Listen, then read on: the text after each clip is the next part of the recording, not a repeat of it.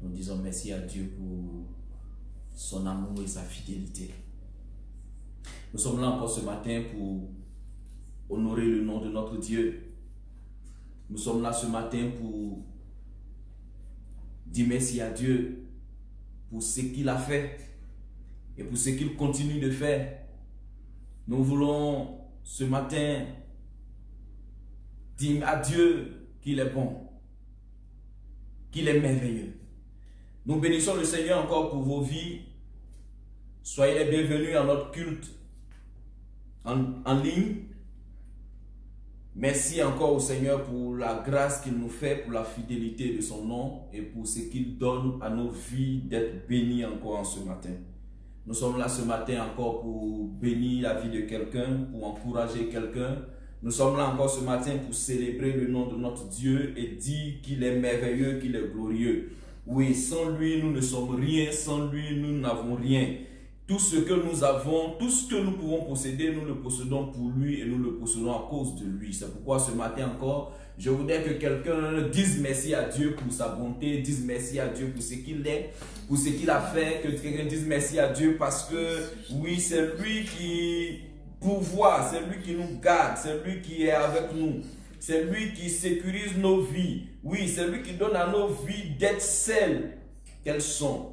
C'est pourquoi ce matin, je veux encore célébrer le nom de celui-là qui vit à jamais. Que ton nom soit béni ce matin, notre Dieu, notre Père, pour ce temps que tu nous donnes. Oh, pour ces quelques minutes, je prie que ton nom soit béni et que, Seigneur, tu parles au cœur de quelqu'un, tu parles au cœur, à la vie de quelqu'un.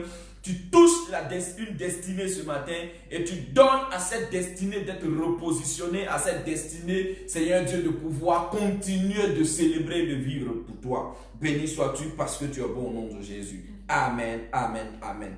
Ce matin, encore, je voudrais bénir la vie de quelqu'un. Je voudrais donner à quelqu'un ce matin, de par ce que le Seigneur a mis à notre cœur, de comprendre, de pouvoir véritablement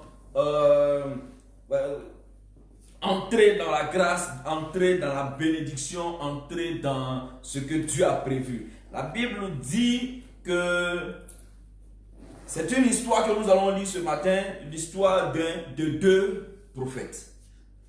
L'histoire de deux prophètes. Un vieux prophète et un jeune prophète. Ah, le vieux prophète. Je dirais aussi, ah, les jeunes prophètes. La Bible dit en 1 Roi, le chapitre 13, à partir du verset 1 jusqu'au verset 26. 1 Roi, chapitre 13, verset 1 au verset 26. C'est une parole pour quelqu'un ce matin. C'est une parole pour la vie de quelqu'un. Et ce matin, nous voulons que Dieu se glorifie, que Dieu élève encore son nom dans la vie de quelqu'un. La Bible nous dit en 1 Roi chapitre 13, à partir du verset 1. Or, un homme de Dieu arriva de Juda à Bethel sur l'ordre de l'Éternel, pendant que Jéroboam se tenait près de l'autel pour brûler des parfums. Il cria contre l'autel sur l'autel de l'Éternel et il dit, autel, autel, voici ce que dit l'Éternel, un fils naîtra dans la maison de David et son nom sera Josias. Non.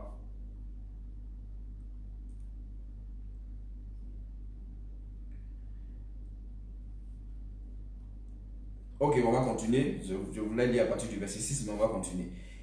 Il offrira en sacrifice sur toi des bêtes et des hauts lieux qui brûlent des parfums sur toi. Et l'on brûlera sur toi des ossements humains. Le même jour, il donna un signe en disant, voici le signe que c'est l'Éternel qui a parlé.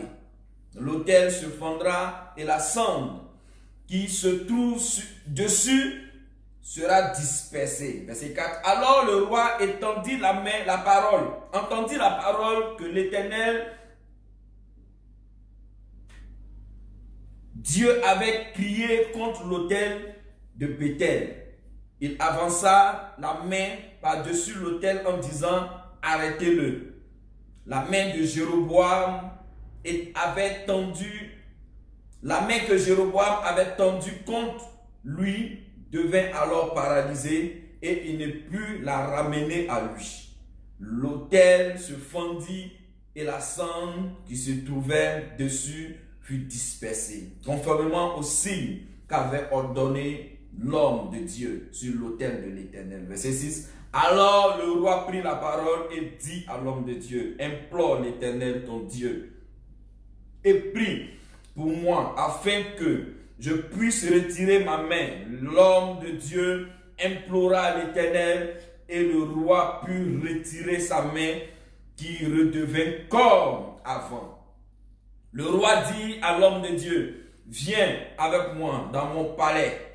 Tu mangeras et je te donnerai un cadeau. L'homme de Dieu répondit au roi, même si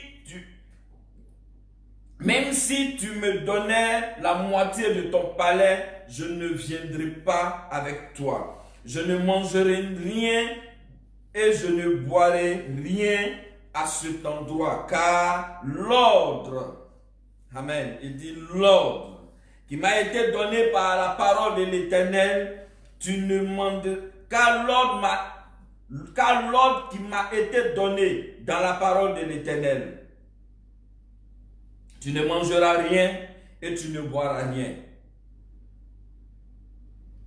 Et tu ne prendras pas ton chemin, le même chemin de retour qu'à l'aller. Et il repartit par un autre chemin. Il ne prit à son retour le chemin par lequel il était venu à Béthel. Or, il y avait un vieux prophète qui habitait Béthel. Ses fils vinrent lui raconter tout ce qui avait été dit par l'homme de Dieu qui vient à Béthel ce jour-là, ainsi que les paroles qu'il avait dites sur le roi. Leur récit terminé, leur père leur demanda par quel chemin est-il reparti. Ses fils avaient vu le chemin par lequel il était reparti et il leur dit, scellez-moi l'âne. C'est ce qu'il fit et il monta dessus. Verset 14. Il partit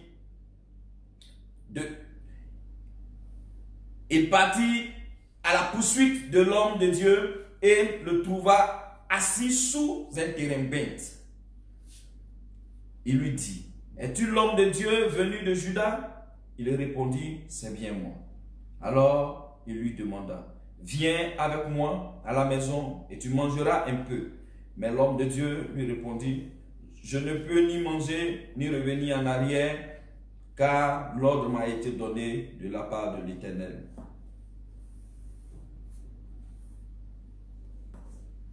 Tu ne mangeras rien et tu ne boiras rien là-bas.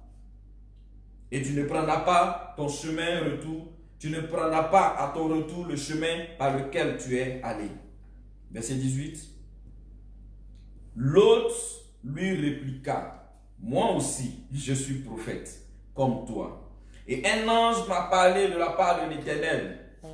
Il m'a dit, ramène-le avec toi dans ta maison et qu'il mange et qu'il boive. Il lui mentait. Verset 19. L'homme de Dieu revint en arrière avec lui et il mangea et but dans la maison. Ils étaient installés à table quand la parole de l'Éternel fut adressée au prophète qui l'avait ramené. Et il cria à l'homme de Dieu venu de Juda. Voici ce que dit l'Éternel, parce que tu t'es rebellé contre l'ordre de l'Éternel et que tu n'as pas respecté le commandement que l'Éternel ton Dieu t'avait donné, parce que tu es revenu en arrière et que tu as mangé et bu à l'endroit même dont il t'avait dit, tu ne mangeras rien et tu ne boiras rien là-bas. Ton cadavre n'entrera pas dans le tombeau de tes pères. Puis, quand le prophète qu'il avait ramené eut mangé et bu, il scella l'âne pour lui. L'homme de Dieu repartit et il rencontra en chemin un lion qui le tua. Son cadavre resta étendu sur le chemin, l'âne et le lion à côté de lui. Des voyageurs vinrent, virent le cadavre étendu sur le chemin avec le lion à côté de lui, et ils parlaient à leur arrivée dans la ville où habitait le vieux prophète. Lorsque le prophète qui avait fait revenir en arrière l'homme de Dieu et entendit parler, il se dit, c'est l'homme de Dieu qui s'est révolté contre l'ordre de l'Éternel. L'Éternel l'a livré au lion, il l'a mis en pièces et l'a fait mourir, conformément à la parole qu'il avait dite. Puis, s'adressant à ses fils, il demanda, scellez-moi l'âne. C'est ce qu'il fit. Alléluia. Amen.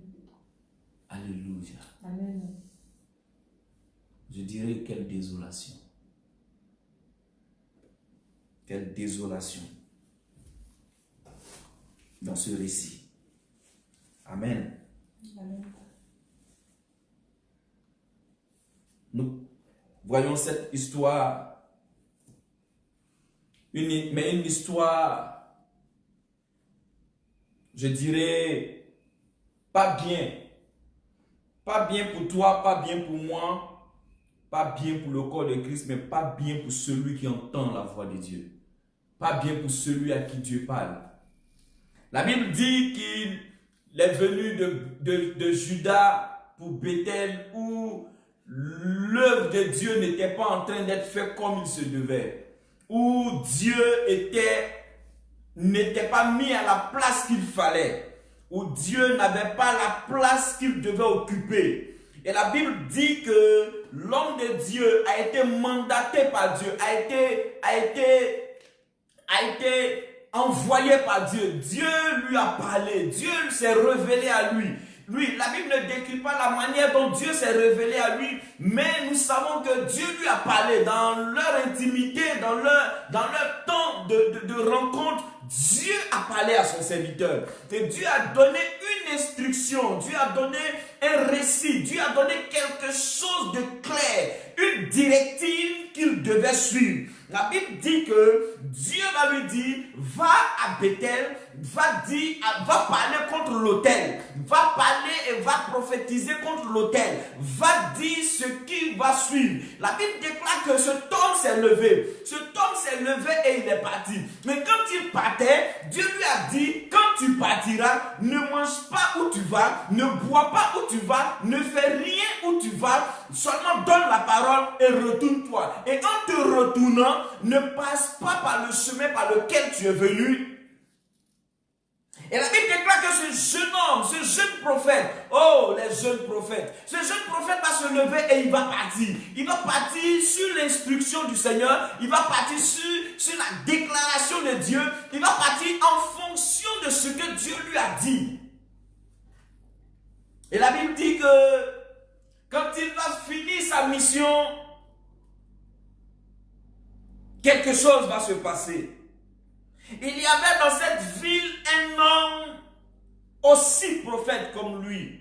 Un prophète, mais dont on a décrit comme étant le vieux prophète. C'est-à-dire un ancien, un doyen. C'est quelqu'un qui avait de l'expérience. Quelqu'un qui certainement avait travaillé des années durant pour le Seigneur. Et la Bible dit que cet homme-là va se trouver à Bethel. Il va se trouver là où ce jeune homme est venu. Oui, la Bible déclare que cet homme-là était là. Cet homme était dans cette ville. Cet homme était dans cette nation. Cet homme était dans cette contrée. Cet homme-là était résident de Bethel. Et Dieu ne va pas parler à cet homme. Mais il va envoyer quelqu'un d'autre part. Quelqu'un va venir de quelque part pour dire à Bethel ce que l'Éternel voulait qu'il dise. Pour dire dire au roi, pour dire au chef, pour dire à celui qui était à la tête que voici ce que Dieu veut faire. Et la Bible dit que cet homme-là va parler. Il va donner le message de Dieu. Il va dire ce que Dieu lui a dit. Mais quelque chose va se passer. Quelque chose va se passer. Malheureusement pour lui. Malheureusement pour sa jeunesse. Malheureusement pour certainement son inexpérience. Certainement pour la peur. Certainement pour la crainte. Certainement pour plusieurs raisons. Quelque chose va se passer de manière tragique et dramatique dans la vie de cet homme. La Bible dit, il va repartir par un autre chemin. Il va suivre les instructions que le Seigneur lui a données. Après avoir prophétisé, le roi voulait qu'il entre chez lui. Il lui a dit non, il est parti. Mais voici qu'un événement va arriver. Voici qu'une situation inattendue va arriver. Il ne savait pas qu'il y avait... Non, certainement qu'il ne savait pas qu'il y avait dans cette ville-là un prophète. Certainement qu'il ne savait pas que cet homme-là était là. Parce qu'il se serait dit, mais pourquoi moi je viens ici en tant que jeune quand il y a un tel homme ici? Mais la Bible dit que Dieu avait choisi de parler de par lui. Dieu avait choisi de parler de par cet homme-là, de par ce prophète-là. Et la Bible dit que quand il va accomplir la mission, il va retourner par un autre chemin. Et les enfants de ce vieux prophète-là qui vont être au parfum de ce qui a été dit, va les rapporter à leur père. Le père va dire, où est-il passé? Ils vont lui montrer le chemin et il va aller rencontrer, il va aller trouver cet homme. Certainement fatigué, il était assis sous le terrain en train de se reposer. Il était assis en train de réfléchir. Peut-être qu'il regrettait un peu de ne pas être resté chez le roi. Peut-être qu'il regrettait un peu de ce que le roi, quels sont les présents que le roi allait lui donner. Il regrettait certainement de ce que, oh mais attends, je pouvais m'asseoir un instant à la table du roi. Il était certainement en train de poser des questions à Dieu pour savoir, mais Seigneur, pourquoi après un tel exploit éternel, tu ne me donnes pas, tu ne m'accordes pas, oui, un seul petit instant au roi. La Bible dit, Dieu ne lui avait pas dit cela. Et l'homme de Dieu va venir vers lui et va lui dire, moi aussi je suis prophète. C'est comme ça il va se présenter à lui, moi aussi je suis prophète. Pour dire ce que tu es en train de dire. Certainement que par le passé, moi aussi je l'ai dit. Certainement que par le passé, moi aussi je l'ai fait. Oui, je suis aussi prophète. Je suis aussi prophète. Et quand il voit certainement l'âge que cet homme-là avait, il s'est dit, mais qui suis-je à côté d'un tel homme? Est-ce que réellement Dieu m'a parlé? Et il va se fier à ce que cet homme-là lui a dit, en disant, un ange de l'Éternel m'a parlé. Frère, il dit, un ange de l'Éternel m'a parlé. C'est une parole qui m'a indigné, c'est une parole qui m'a intrigué. Parce qu'il dit, l'Éternel m'a dit de ne pas faire ci, de ne pas faire ça. Et l'homme vient lui dire, un ange de l'Éternel m'a dit. Et il croit à ce que l'ange de l'Éternel a dit, contrairement à ce que l'Éternel lui-même lui a dit. Ce matin, je voudrais poser une question à quelqu'un. Dans la marche que tu es en train de faire, qui écoutes-tu? Qui écoutes-tu? Qui te parle? Qui te parle? Nous avons plusieurs Dieu m'a dit. Beaucoup de personnes aujourd'hui, Dieu m'a dit. Dieu m'a dit. Quand tu entres ici, Dieu m'a dit. Tu sors là, Dieu m'a dit. Mais Dieu a dit, mais on ne voit jamais l'accomplissement de ce que Dieu a dit. La Bible dit, est-il un menteur pour ne pas accomplir ce qu'il a dit? Non, il n'est pas un menteur. La Bible dit que ce qu'il a dit, ce que sa bouche a dit, sa parole, sa main a le pouvoir de l'accomplir. Et il tient tellement à sa parole qu'il a placé sa parole au-dessus de lui, de sorte que ce qu'il dit, il l'accomplisse. Qui écoutes-tu? De nos jours, dans notre marche, dans notre vie chrétienne, qui nous écoutons? Écoutes-tu ce que Dieu te dit? Ou bien c'est les Dieu m'a dit que tu écoutes? C'est un ange de l'Éternel m'a dit que tu écoutes. Aujourd'hui, beaucoup de personnes sont à la recherche des révélations. Beaucoup de personnes sont à la recherche de qu'est-ce que Dieu t'a dit pour moi. Frère, tu vas créer des situations où toi-même tu vas en pâtir, où toi-même tu vas créer des situations doubles dans ta vie. Beaucoup de personnes aujourd'hui crient, qu'est-ce que Dieu t'a dit? Oh prophète, qu'est-ce que Dieu t'a dit pour moi? Oh serviteur de Dieu, Dieu t'a rien dit pour moi. Pourquoi veux-tu que Dieu parle à tout bord de rue? Pourquoi veux-tu que Dieu parle à tous les carrefours? Est-ce que ce que Dieu t'a déjà dit, tu as déjà commencé à le faire? Est-ce que ce que Dieu t'a déjà dit, tu as déjà commencé à le faire? Frère, Dieu t'a dit une chose, tu n'as pas encore commencé, mais tu cherches une autre chose. Commence déjà ce que Dieu t'a dit. Ce que Dieu t'a réellement dit, commence-le déjà. Quand tu commenceras et que tu seras en train de faire, il complétera la révélation qu'il t'a donnée. Parce que la révélation de Dieu, elle est progressive. Dieu peut te dire aujourd'hui telle chose et demain, il va compléter ce qu'il a dit. Mais si tu ne t'es pas encore levé, si tu ne fais pas encore, si tu n'as pas encore commencé ce que Dieu t'a dit, comment veux-tu que Dieu continue de te parler? Comment veux-tu que Dieu dise ce que Dieu t'a déjà dit? Est-ce que tu le fais? Qui écoutes-tu dans ta marche? Qui écoutes-tu dans la marche que tu as entamée? Qui écoutes-tu? Que fais-tu?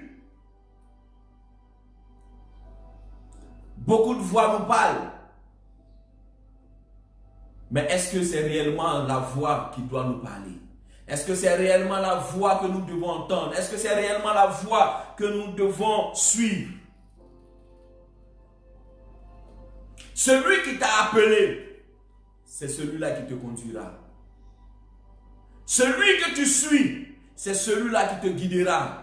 Quand Dieu disait à Abraham, lève-toi, va-t'en de ton pays, de ta patrie, de la maison de ton père, Dieu était prêt à donner à Abraham de partir là où il voulait qu'il parte.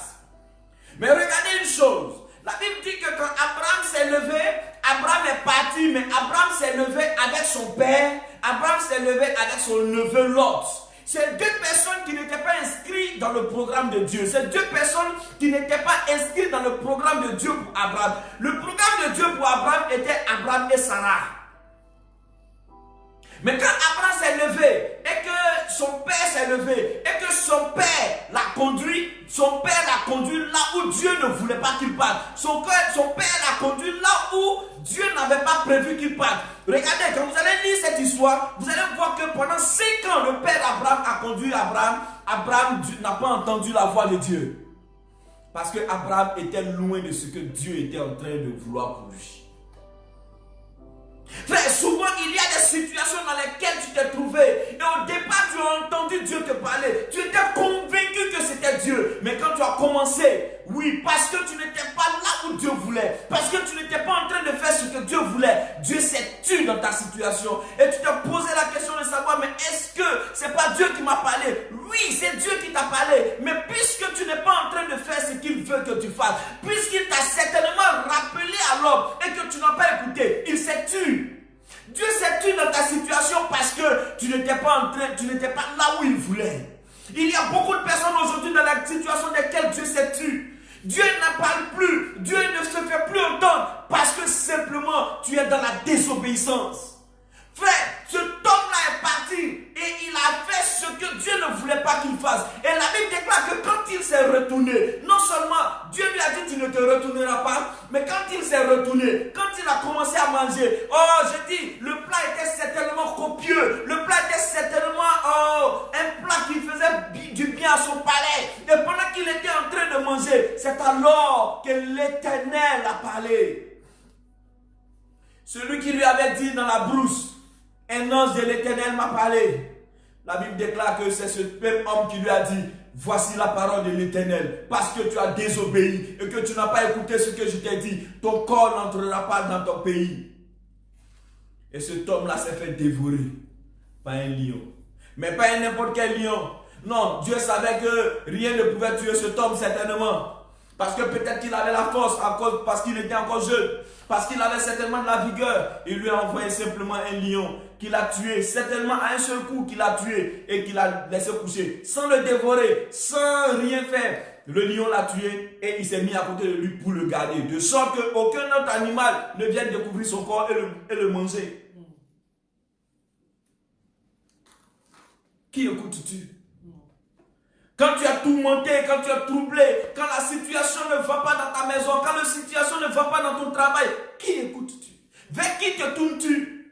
La Bible dit pas que ce vieux prophète était là. Mais frère, regarde quelque chose. La Bible dit qu'il y avait dans cette ville-là un prophète qu'on a nommé un vieux prophète. Ça veut dire que c'est quelqu'un qui avait de l'expérience. Ça veut dire que c'est quelqu'un qui avait travaillé pour Dieu. Ça veut dire que c'est quelqu'un qui avait certainement fait des choses. Mais pourquoi Dieu ne parle pas à cet homme-là pour aller parler au roi et Dieu suscite quelqu'un de quelque part d'autre pour venir? Certainement que cet homme-là avait échoué dans sa mission. Oh, le vieux prophète avait échoué dans sa mission. Le vieux prophète était là de nom, mais il n'était plus là dans le plan de Dieu. Non, le vieux prophète était là parce que, oui, il avait de l'expérience. Et il pensait que son expérience était encore en valeur. Il pensait que son expérience... Oh, regarde un peu l'histoire de ce roi. Le roi Saül. La Bible déclare que Dieu, pendant que Saül était encore roi, pendant que Saül pour les hommes était encore assis sur le trône, Dieu va se susciter David. Frère, quand Dieu a commencé à susciter David, quand Dieu a commencé à penser changer Saül, Saül était certes sur le trône, mais Saül n'était plus sur le trône de Dieu. Saül n'était plus dans le plan de Dieu. Frère, tu peux être à la place où tu es. Tu peux être en train de faire ce que tu es en train de faire. Tu peux être en train de prêcher à des milliers de personnes. Tu peux être en train de faire, oui, de grandes croisades d'évangélisation. Mais si tu n'es pas dans le plan de Dieu, si tu n'es pas dans la volonté de Dieu, si tu n'es pas dans ce que Dieu veut que tu fasses, si tu n'es pas en train de faire ce que Dieu veut que tu fasses, frère, tu es en train de le faire, mais tu le fais en vain. Tu le fais en vain et tu le fais gratuitement. Tu es en train de perdre ton temps pour rien. Le vieux prophète était là. Le vieux prophète était assis. Le vieux prophète était dans la ville. Mais Dieu a suscité un jeune prophète. Frère, c'est l'inexpérience du jeune prophète qui l'a tué. Je voulais parler à nos jeunes. Je voulais parler à nos amis. Oui, vous qui venez de commencer le ministère. Frère, il y a un adage qui dit, là où le vieux est assis, il voit. Le jeune est debout, il ne voit pas. Pour dire, tu as la fougue, tu as la vigueur. Mais je vais te dire, l'expérience est une chose merveilleuse.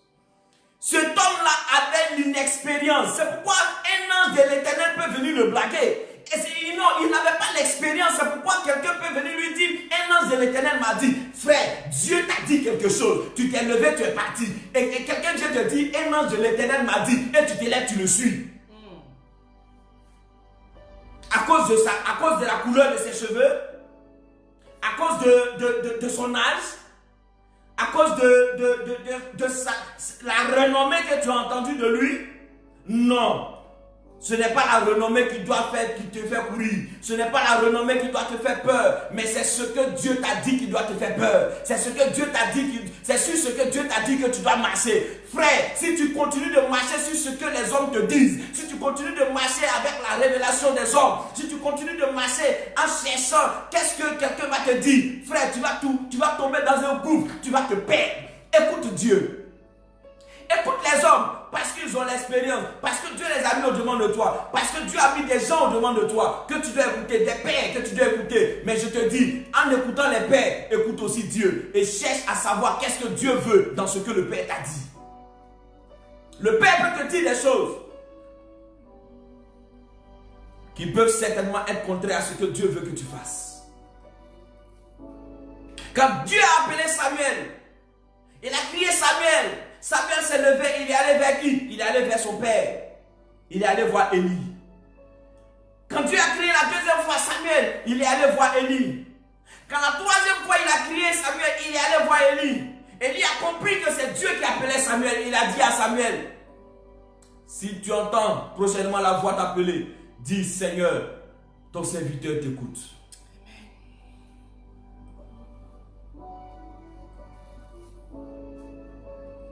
Samuel a écouté et a fait ce que Dieu a demandé qu'il fasse. Si tu veux aller loin dans ce que tu fais, cherche à écouter Dieu. Apprends à écouter Dieu. Si tu veux aller loin là où tu es, apprends à écouter Dieu. Frère, écoute Dieu. Qui écoutes-tu dans les moments difficiles que tu vis? Qui écoutes-tu quand tu te poses beaucoup de questions? Quand on t'a donné la révélation de cette année, oh, tu vas te marier. Cette année, tu vas voyager.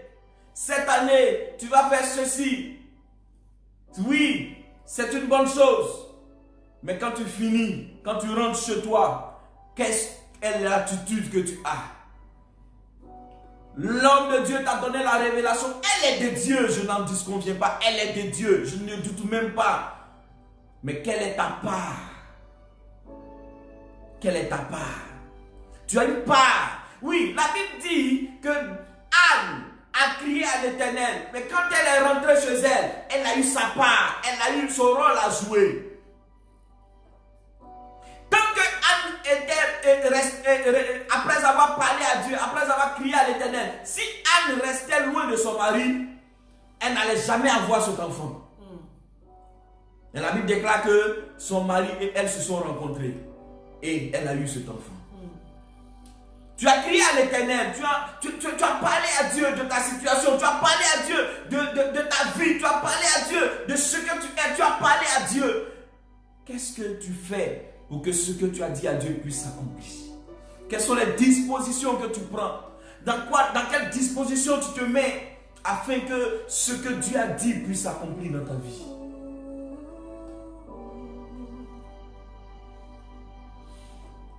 Dieu a parlé et un ange a parlé. Et après Dieu a parlé. Si tu restes à écouter ce que les autres disent, ce n'est pas sûr que tu avances. Écoute ce qu'ils disent. Et dans ce qu'ils disent, prends ce qui peut te faire avancer. Tout ce que l'on dit n'est pas parole d'évangile. Certaines personnes te donneront des conseils par rapport à leur expérience, par rapport à leur vécu. Mais je vais te dire une chose. L'expérience de l'autre n'est pas forcément ton expérience. Le chemin par lequel l'autre est passé n'est pas forcément ton chemin. Il te dira quelque chose par rapport à ce qu'il a vécu, par rapport à ce qu'il a entendu, par rapport à ce qu'il pense être bien. Mais dans ce qu'il dit, cherche à discerner quelle est ta part. Prends ce qui te revient et avance. Ne rejette pas tout ce qu'on te dit. Sous prétexte que, oh, mais il ne vit pas la même chose que moi. Non, il ne fait pas, il n'est pas à la hauteur pour pouvoir me donner le conseil. Non, prends tout ce qu'on te dit. Quand l'on dit, on a toujours besoin même du plus petit que soi. Qui écoutes-tu? Qui écoutes-tu?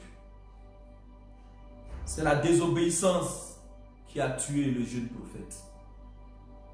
C'est l'inexpérience qui l'a tué. S'il avait de l'expérience, s'il avait acquis de l'expérience, il n'aurait pas écouté un ange. Il serait resté sur ce que l'Éternel lui a dit. Regarde un peu Jonas. La Bible dit que Dieu dit à Jonas, va à Ninive. Jonas dit non, les habitants de Ninive sont trop pervers. Les habitants de Ninive sont trop ceci, ils sont trop criminels. Les habitants de Ninive, même les animaux de Ninive sont mauvais. Je préfère aller à Tarsis. Là-bas au moins, certainement, je serai bien reçu. Oh, certainement qu'à Tarsis, ils vont bien me recevoir, ils vont bien m'accueillir. Il s'est mis en chemin pour Tarsis. Dieu ne voulait pas qu'il parte à Tarsis. Il voulait qu'il parte à Ninive parce que les habitants de Ninive avaient besoin de lui. Certainement qu'à Ninive, il y avait quelqu'un qui criait chaque jour à l'Éternel pour dire Seigneur, sauve-nous, sauve ce peuple, sauve ce peuple. Et l'Éternel avait entendu la voix de ce peuple. Oh, je dis, quelqu'un est en train de crier quelque part au fin fond de la forêt. Quelqu'un est en train de crier dans une région. Et il dit, Seigneur, sauve ma nation, sauve mon peuple, sauve mon peuple. Et le Seigneur est en train de te parler afin que tu partes dans cette ville, afin que tu partes dans cette ville pour annoncer, pour parler de lui. Mais tu es resté sur ta position parce que tu te dis, oh, je n'ai pas les moyens d'y aller. Tu te dis, c'est trop loin pour que je parte. Tu te dis, ce peuple est trop hostile. Oh, j'ai entendu parler de ce peuple, il est trop hostile. Mais je te dis ce matin, c'est la parole de l'Éternel pour toi en ce jour. Serviteur, c'est la parole de l'Éternel pour toi en ce jour. Lève-toi et va. Selon l'ordre du Seigneur, selon l'instruction du Seigneur, lève-toi et va. Tu verras la main de Dieu se manifester. À l'image de Ninive qui a reçu après 3 jours dans le ventre de la baleine, qui a reçu, Jonas. Et Jonas ayant parlé, ayant été entendu, oui, le peuple a été sauvé. Dieu t'envoie vers ce peuple. Dieu t'envoie vers ce peuple. Dieu t'envoie vers ce peuple. Écoute la voix de l'Éternel. Écoute ce que ton Dieu te dit. Écoute ce que Dieu te dit. Ne raisonne pas. Ne te dis pas non, c'est difficile. Ne te dis pas je n'ai pas les moyens. Je prie. Frère, je te prie de te lever et de partir afin que l'Éternel puisse te donner de faire ce qu'il veut que tu fasses parmi ce peuple. Qui écoutes-tu?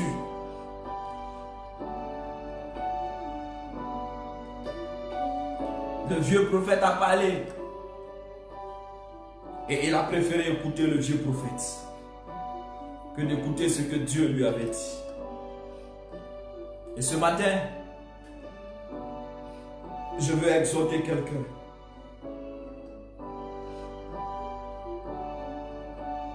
Peu importe où tu te trouves, peu importe ce que tu es, celui que tu es, peu importe ce que tu fais, tu as besoin d'écouter Dieu. Tu as besoin d'écouter Dieu, car l'Éternel parle. Contrairement à ce que tu peux penser, l'Éternel parle. Et il parle pour nous faire avancer. Quelle est la prochaine étape? Quelle est la prochaine étape? L'Éternel t'a parlé, les hommes veulent te décourager, mais ne regarde pas n'écoute pas ce qu'ils disent autour de toi. N'écoute pas les voix qui se multiplient autour de toi. Même si l'homme pense que ce que tu as dit n'est pas censé, mais si ça vient de Dieu, accomplis-le.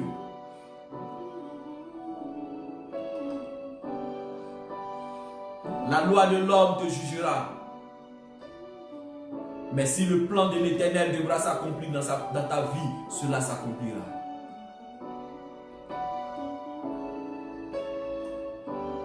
Peu importe ce que tu as traversé, peu importe ce que tu as vécu, peu importe de là où tu viens, je suis sûr que certaines situations que tu as vécues ont été causées, ont été créées par ceux-mêmes qui aujourd'hui te disent, est-ce que tu penses que c'est Dieu qui t'envoie dans cette situation? Et si tu continues de les écouter, tu perdras la route. Écoute Dieu. Écoute la voix de Dieu qui retentit à ton oreille. Car si tu restes sur ce que l'homme te dit, tu seras perdu.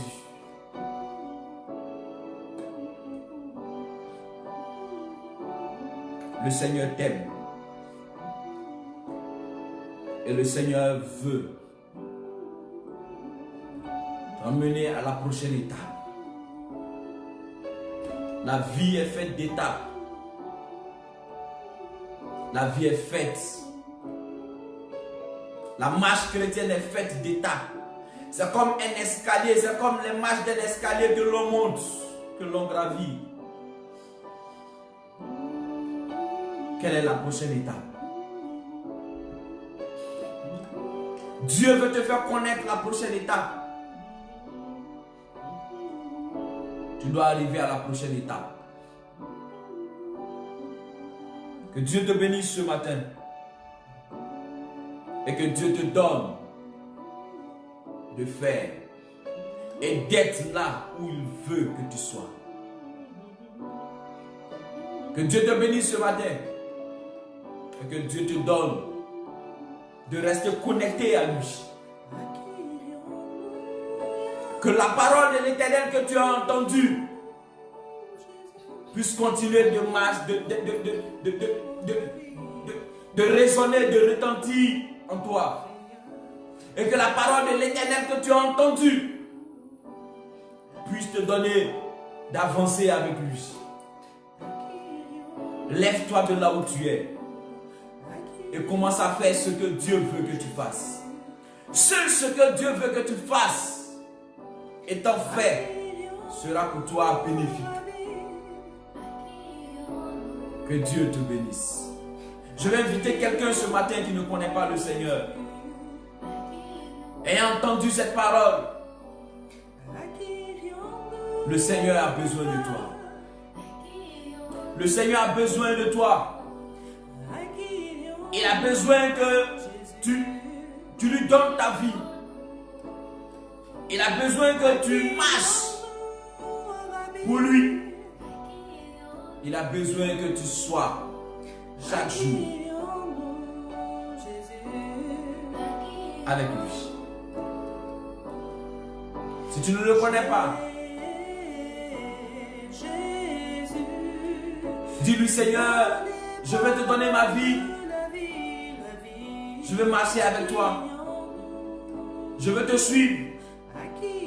Je veux t'écouter. Et je veux que, Seigneur, ma vie ne soit plus la même. Pardonne-moi mes péchés et accepte-moi comme ton enfant.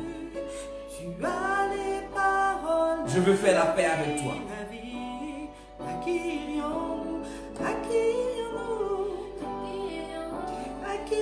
Et je crois que le Seigneur a ses bras ouverts pour t'accueillir. Pour toi qui connais le Seigneur et qui, à cause de certaines situations dans ta vie, dans ta marche, à cause de certaines situations familiales, à cause de certaines situations dans le ministère, à cause de certaines situations dans la famille, oui, à cause de certaines situations dans le travail, au boulot, tu as perdu le sens de l'orientation. Tu as perdu le sens de la direction. Ce matin, je t'invite à revenir à l'Éternel. Oui, tu es dans la maison de Dieu, mais ton cœur est dehors. Tu vas à l'église, mais cette situation aujourd'hui t'a éloigné de Dieu. Est en train de t'éloigner de Dieu. Depuis qu'on ne se retrouve plus pour faire les cultes, tu es en train de t'éloigner de Dieu. Le Seigneur te dit ce matin: reviens à moi, mon enfant. Reviens à moi, mon enfant. Oh, laisse tes préjugés, laisse tes raisonnements, laisse ce qui t'éloignait de Dieu. Et reviens à ton Dieu. Il a besoin de toi. Dis-lui: Seigneur, je te demande pardon et donne-moi de revenir à toi. Et reviens à l'Éternel de tout ton cœur. Que Dieu te bénisse ce matin.